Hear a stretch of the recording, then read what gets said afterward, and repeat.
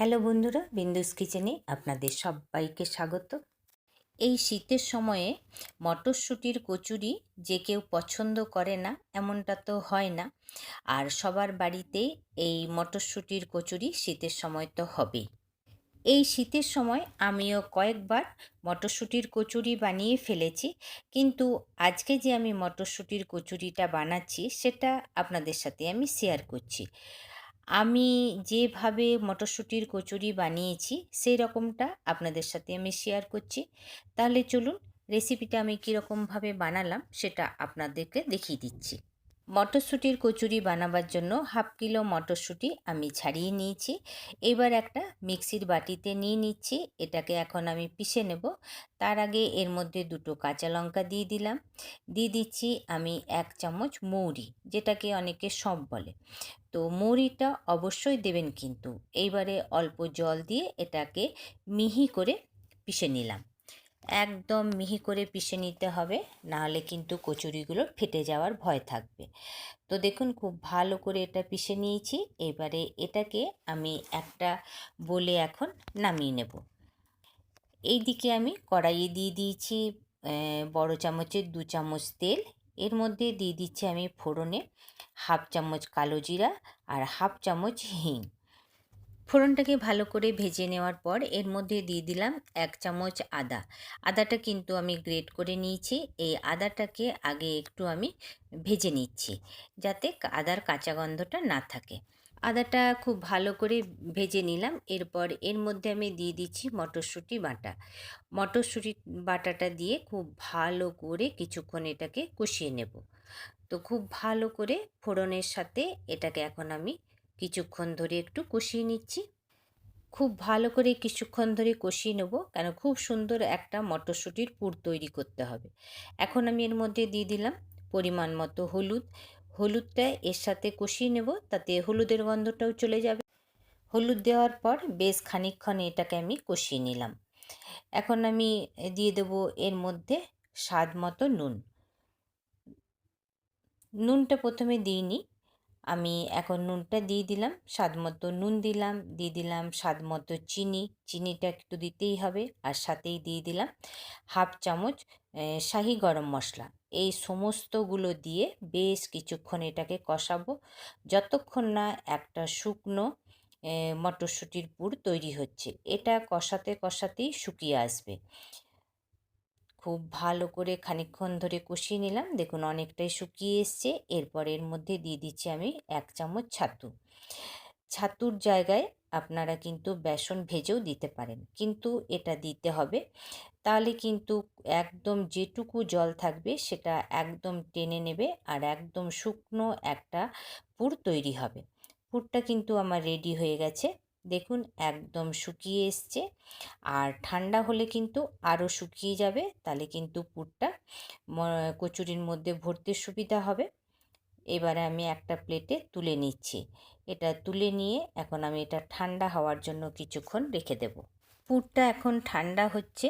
এখন আমি আটাটা মেখে নিচ্ছি। তা আমি আগে নিয়ে নিলাম 1 বাটি গমের আটা, আর এরপর আমি নিয়ে নিচ্ছি ওই বাটিরই 1 বাটি ময়দা। আটা ময়দা মিলিয়ে আজ আমি কচুরিটা বানাবো। এটা কিন্তু হেলদিও হবে, কোনো রকম ক্ষতি হবে না। এর মধ্যে দিয়ে দিলাম স্বাদ মতো নুন, দিয়ে দিলাম স্বাদ মতো চিনি। এবার ময়ানটা দিতে হবে, তার জন্য আমি দিচ্ছি ঘি। ঘিটা একটু আমি গরম করে নেব। আর চাইলে কিন্তু ঘিয়ের মধ্যে আপনারা তেলও মেলাতে পারেন। তার আগে আমি আটা ময়দা একসাথে ভালো করে মিলিয়ে নিয়ে গরম করে ঘিটা এর মধ্যে দিয়ে দিলাম। এবারে গরম ঘিটা দেওয়ার পর খুব ভালো করে আমি ময়ানটা দিয়ে দেব। বেশ ডলে ডলে কিছুক্ষণ ধরে ময়ানটাকে আটার মধ্যে ভালো করে মিলিয়ে নিতে হবে। ময়ানটা দেওয়ার জন্য ঘিয়ের জায়গায় আপনারা তেলও ব্যবহার করতে পারেন, কিন্তু তেলটাকে একটু গরম করে নিতে হবে। আর ঘি দিলে তো খেতে ভালোই হয়, খাস্তাও হয়, খুব সুন্দর একটা গন্ধ বেরোয় ঘিয়ের। এবার আমি ঈষদুষ্ণ গরম জল দিয়ে আটাটাকে মেখে নেব। দেখুন আটাটা মাখা আমার হয়ে গেছে। এবারে এটাকে আমি এখন 10 মিনিটের জন্য রেস্টে রেখে দেবো। এখন এটাকে আমি ঢেকে 10 মিনিট রেখে দিচ্ছি। এইদিকে পুরটাও ঠান্ডা হয়ে গেছে। একবার হাত দিয়ে দেখে নিচ্ছি। এবারে খুব ভালো করে একবার মিলিয়ে নিয়ে ছোট ছোট করে বল তৈরি করে নেব। এতে কিন্তু কচুরির মধ্যে ভরতে সুবিধা হবে। দেখুন এইরকমভাবে ছোট ছোট বল বানিয়ে নিচ্ছি। এইবারে আমি আটাটা দেখে নিচ্ছি, ঢাকা খুলে একবার ভালো করে আটাটা আমি মেখে নিচ্ছি। এইবারে আমি এই আটাটার থেকে একটা করে বল তৈরি করে নেব। বলের মাপটা যেরকম সাইজের কচুরি বানাবেন সেই রকম সাইজেরই বানিয়ে নেবেন। তারপর এই রকম ওই বলটার থেকে একটা করে এরকম বাটির আকার দিতে হবে, আর মাঝখানটা একটু মোটা রেখে নিতে হবে। এরপরে এর মধ্যে আমি একটা মটরশুঁটির পুরের বল রেখে খুব ভালো করে মুখটাকে বন্ধ করে দিচ্ছি। এরকমভাবে খুব ভালো করে চারদিক থেকে মুখটাকে বন্ধ করে নিতে হবে। এরকমভাবে মুখটা ভালো করে বন্ধ করে ভালো করে গোল করে নিয়ে একটা চ্যাপ্টা আকার দিয়ে দিচ্ছি। দেখুন এরকমভাবে বানিয়ে নিতে হবে। আবারও একটা বানিয়ে আপনাদেরকে আমি দেখিয়ে দিচ্ছি। একইভাবে বল নিয়ে একটা বাটির আকারে বানিয়ে নিয়ে মাঝখানটা একটু মোটা রেখে নিয়েছি। এরপরে একটা মটরশুঁটির বল রেখে চারিদিকটা খুব ভালো করে দেখুন মুড়ে নিলাম। ঠিক একইভাবে আবার ভালো করে মুড়ে নেওয়ার পর একটু আমি হাতের তালুতে রেখে ভালো করে গোল করে নেব। তারপরে ওটাকে একটা চ্যাপ্টা আকার দেব। চ্যাপ্টা আকার আমি এই জন্যই দিচ্ছি, এইরকমভাবে করলে বেলাটা একটু সুবিধা হবে। এরকমভাবে বানিয়ে নেবেন। এই একইভাবে আমি সমস্ত বলগুলোকে বানিয়ে নিলাম। দেখুন এইবার এটা ভাজার জন্য রেডি। তেল আমি গরম বসিয়ে দিয়েছি কচুরিগুলো ভাজার জন্য। এবারে বেলে নিচ্ছি। অল্পখানি তেল লাগিয়ে লইটার মধ্যে অল্পখানি তেল লাগিয়ে এটাকে আমি আলতো করে বেলে নেব। দেখুন আজকে আমি কচুরিগুলো একটু বড় বড় সাইজেরই বানাচ্ছি। আলতো করে খুব ভালো করে বেলে নিয়ে এটাকে ভাজতে হবে। এরকমভাবে বেলে নিলাম। আবারও এক দুটো বেলে আমি রেখে নিচ্ছি। 4-5টে আগে আমি বেলে রেখে নিচ্ছি, তাহলে আমার ভাজতে সুবিধা হবে। এরকম করে আলতো করে সমস্ত কচুরির লুচিগুলোকে ভেজে নেব। এটা লুচিও বলা যেতে পারে, কোনো অসুবিধা নেই। দেখুন বেলে নেওয়ার পর তেলটা তো বেশ ভালোই গরম হয়ে গেছে। এক এক করে আমি তেলের মধ্যে ছেড়ে দিচ্ছি, আর একটা করেই কিন্তু আমি ভাজবো।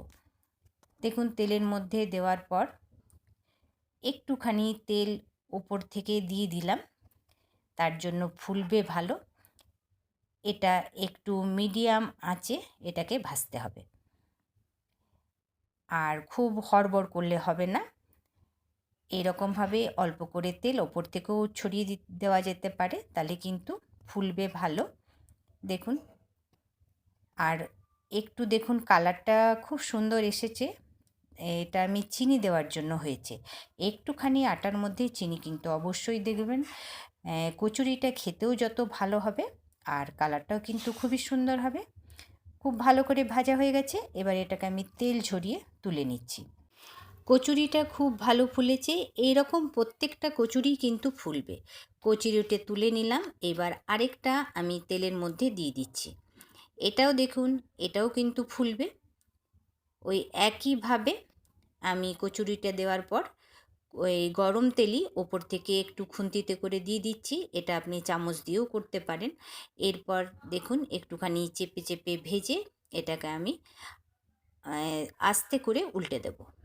দেখুন কালারটা দেখুন খুবই সুন্দর হয়েছে। এইটাকে মিডিয়াম আঁচে ভেজে নিয়ে আবার এটাকে দেখুন তেল ঝরিয়ে তুলে নিচ্ছি। এই রকম একইভাবেই আমি সমস্ত কচুরিগুলোকে ভেজে তুলে নেব। এক এক করে আমার সমস্ত কচুরিগুলো ভাজা হয়ে গেল।